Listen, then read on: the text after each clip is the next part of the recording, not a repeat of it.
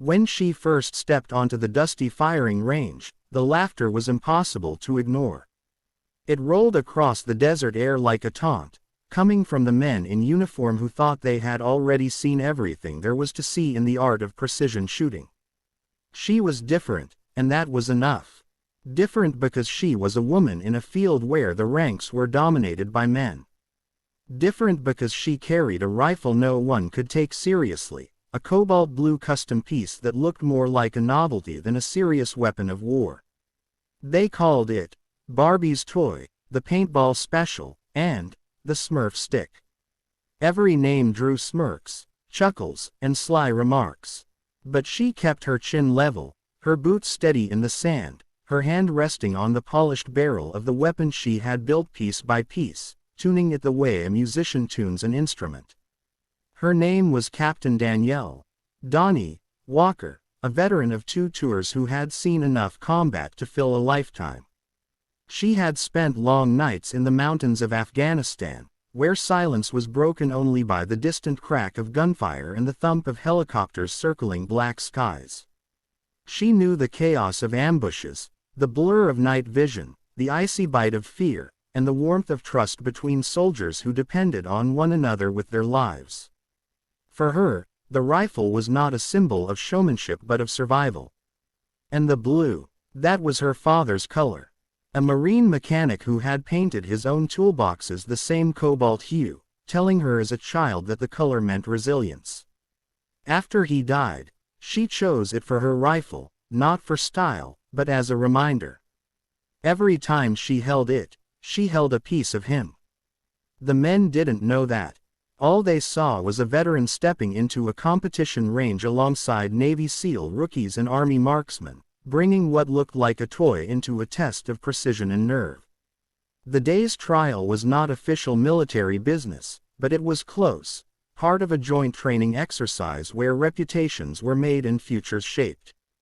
The challenge was simple to say, nearly impossible to achieve: engage a steel target set at a record 4,000 meters.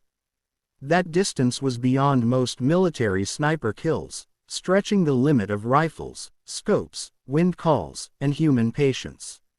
Some believed it was impossible. Others whispered that technology might one day make it real.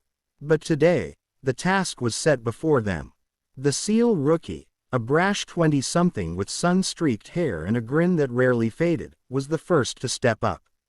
He carried a monstrous .50 caliber, the kind of weapon that roared like thunder and kicked like a mule. The crowd of onlookers nodded with approval. This was the rifle of choice, the weapon that looked like it could bend the horizon. He took his position, adjusted his scope, and let the desert stillness swallow him. Then came the shot. A crack echoed through the valley, a puff of dust near the distant target, but not a strike. He fired again, adjusting, cursing under his breath as the seconds bled into minutes. The steel plate stood untouched, a silent judge. When Danny's turn came, the murmurs started. She's not even going to hit dirt at that distance. That thing isn't built for 4,000 meters.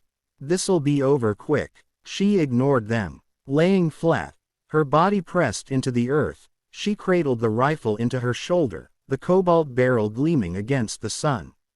She slowed her breathing, watching heat waves shimmer across the distance. Her mind replayed the calculations: elevation, barometric pressure, humidity, spin drift, Coriolis effect. Years of study and practice lived in her fingertips. She had made shots before that others called impossible, through mountain winds, across valleys, but never at this range. Still, she trusted her weapon. She trusted herself. Her spotter, an old friend from her Afghanistan unit, crouched beside her. "Wind's fickle at 275 degrees, he murmured. "Give it a mil and a half." She nodded. Every adjustment was delicate, a dance of science and instinct. She steadied her breath, exhaled slowly, and squeezed the trigger. The sound was softer than the 50s thunder, more a whip crack that vanished into the air. The bullet began its journey, a metal seed hurtling through time and space. 4 kilometers meant seconds of silence, enough to second-guess, enough for the audience to shift impatiently. Then, faint but clear, came the ring.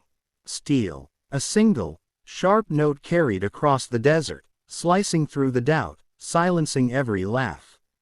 For a moment, no one moved. The rookie blinked, staring downrange, his grin gone. The spotter's face broke into a rare smile. Danny's lips curved slightly, but her eyes stayed focused. "Mark it," she said quietly. Confirmed. The silence that followed was heavier than applause. The men who had mocked her blue rifle now stared with the weight of realization. She hadn't just made a good shot. She had set a record. 4,000 meters. No tricks. No lucky bounce. Just precision, patience, and unshakable resolve. What followed was a long moment of respect.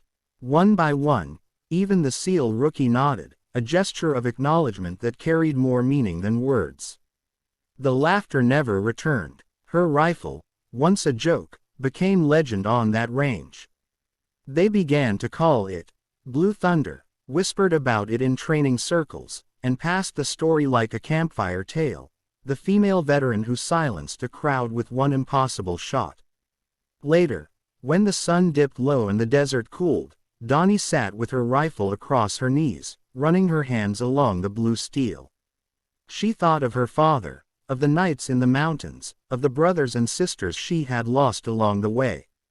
She didn't care about records or bragging rights. She cared about proving that strength wasn't about appearances, or gender, or the color of a weapon. It was about the heart behind the trigger, the hours of sweat, the discipline, and the refusal to give in to doubt. That night, as the campfire flickered and conversations turned to lighter things, the rookie approached her. His pride was bruised, but his voice was steady. "Teach me," he said simply. She looked at him, then at the rifle across her lap, and after a long pause, she nodded. Because for Donnie Walker, the shot was never about silencing anyone. It was about showing that no matter who laughed, no matter who doubted, precision spoke louder than words. And at 4,000 meters, her voice was heard by everyone.